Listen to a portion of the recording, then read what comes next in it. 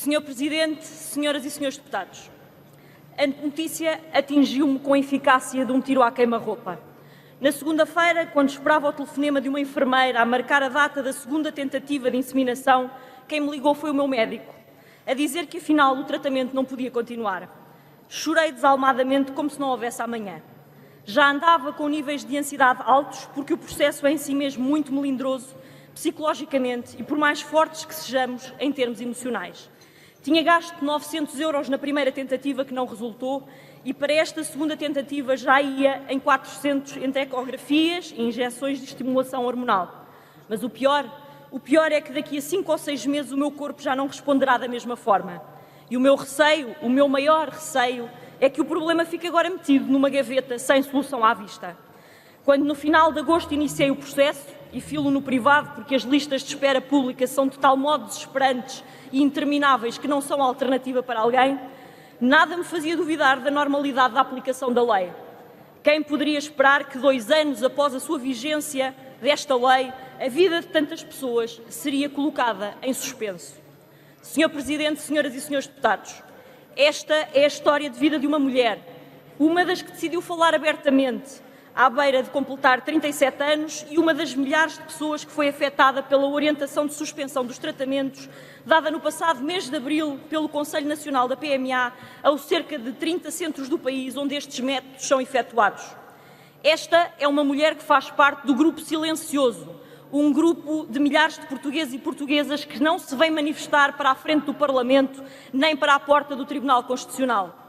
O Tribunal, que na sequência de um pedido de verificação da constitucionalidade da lei que regula a estação de substituição, considerou, e contrariando de algum modo o pensamento que constava do Acórdão de 2009, que a regra do anonimato de dadores de material genético com vista a possibilitar a fecundação da mulher atenta agora contra o direito à identidade da criança. Senhor Presidente, senhoras e senhores deputados, estamos muito cientes, mesmo muito cientes, que não podemos desrespeitar qualquer decisão dos tribunais e que a nossa obrigação, enquanto legisladores, é de encontrar uma solução normativa que resolva este impasse na vida das pessoas.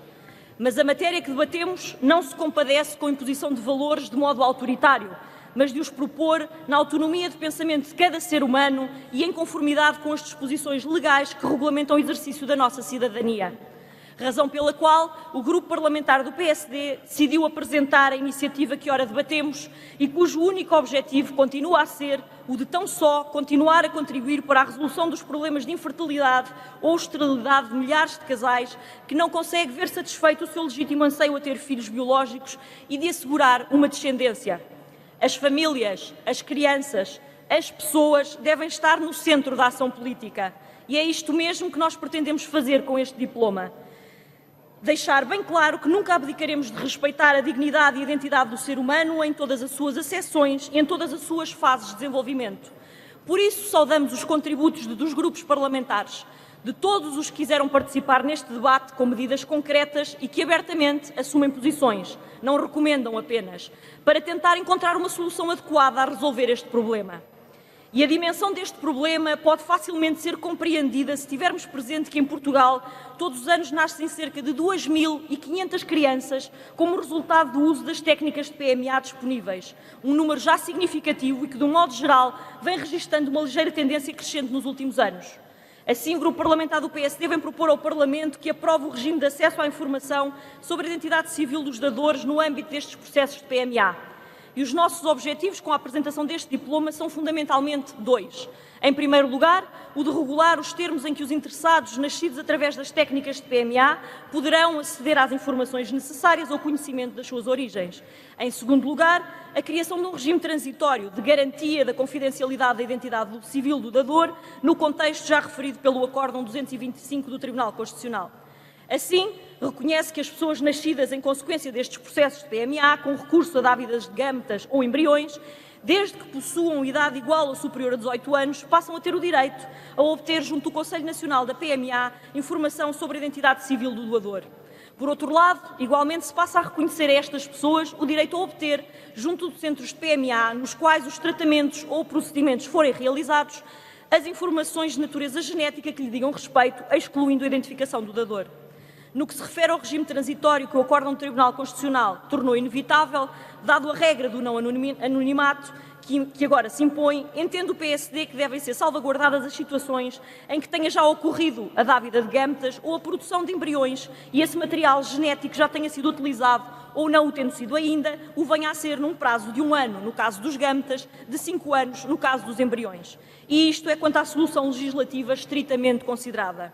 Porém, temos de reconhecer que um novo paradigma vem agora introduzir também novos pressupostos na vida destes inúmeros casais e profissionais dos centros de PMA, que é o do dador, pese embora nunca tivesse colocado o anonimato como condição para a sua dávida, agora passar a ser a regra e não a exceção.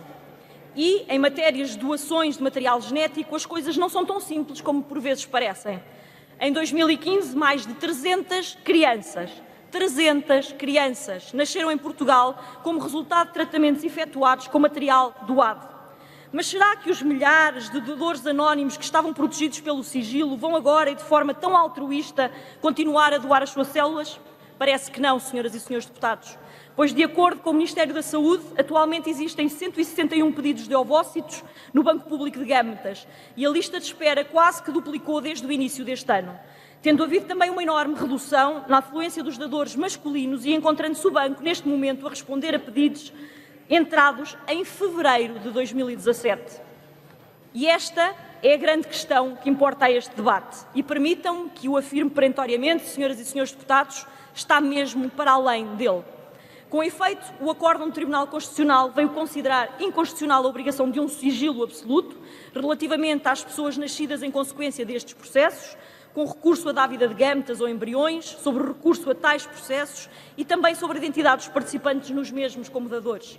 E fê-lo porque este Tribunal entende que o anonimato dos dadores viola o direito à identidade pessoal e ao desenvolvimento da personalidade das pessoas nascidas através destas técnicas, direitos fundamentais protegidos pelo artigo 26 da Constituição da República Portuguesa e a que apenas podem ser restringidos no limite do estritamente necessário à luz do artigo 18 do mesmo diploma.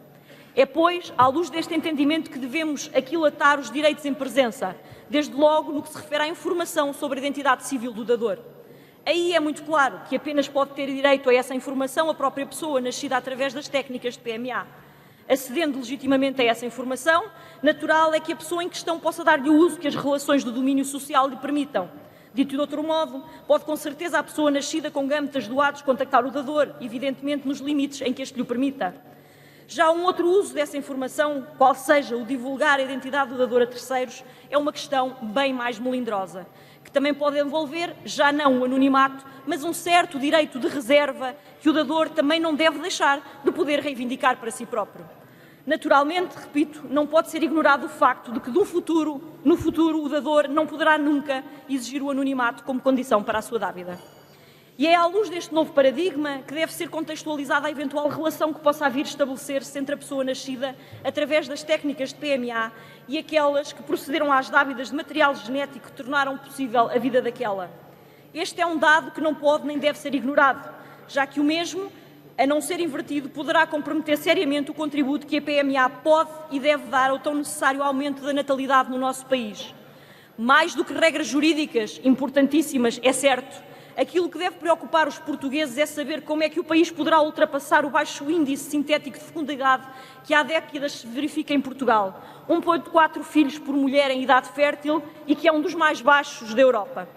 Vale, aliás, apenas ter presente que, sendo necessário pelo menos 2,1 filhos por mulher para garantir a renovação das gerações, desde 1981, ou seja, há 37 anos, que tal média não é atingida, o que confronta o nosso país com um problema de subsistência. A responsabilidade dos políticos, mas também da própria sociedade e do país como um todo, é, pois, a de, na nossa geração, que representa um elo entre as gerações passadas e as futuras, contribuir para inverter uma tendência que está a comprometer seriamente o futuro de Portugal, tal como o conhecemos e o recebemos dos nossos pais e avós. Que o debate hoje seja um contributo para esta consciencialização nacional é o meu sincero desejo como deputada, mas acima de tudo como mulher. Dito isto e a terminar, gostaria de lembrar que fiz parte do grupo de deputados que trabalharam durante anos todos os diplomas que respeitam às sucessivas alterações da Lei 32 de 2006, na passada e na presente legislatura, procurando sempre o consenso para a evolução social, científica, técnica, médica e até demográfica que nos convoca a todos. A minha convicção é hoje a mesma de sempre. a da ponderação do absoluto direito que todo o ser humano tem para decidir a sua vida. O grupo parlamentar do PSD vive e convive com estas matérias em absoluta liberdade de pensamento. E bem sabemos que outras opiniões existem bem diferentes das nossas. Mas isso é uma das nossas matrizes e é isso também o que orgulhosamente nos distingue de outros partidos. Para nós, falar de técnicas de PMA é defender que os interesses da criança a nascer são supremos e devem prevalecer sobre quaisquer outros hipotéticos direitos individuais e, acima de tudo, sobre as agendas político-partidárias. O que me convoca, o que deverá convocar todos, é o sofrimento e a angústia de quem deseja durante anos ter um filho e não o alcança por razões médicas. Isto deverá estar sempre presente no nosso espírito, assim como está na primeira linha do nosso coração a absoluta salvaguarda do superior interesse destas crianças. Senhoras e senhores deputados, por parte do PSD temos uma convicção bem assente, é de que as crianças que nascem através das técnicas de PMA têm asseguradas, desde logo, o seu primeiro direito, o de serem muito desejadas. Disse-o em janeiro de 2012 pela primeira vez nesta sala e hoje reitero: Portugal precisa de bebés.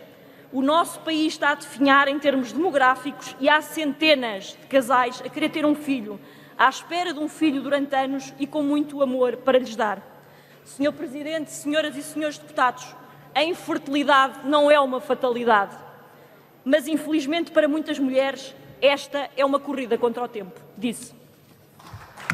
Obrigado, senhora deputada.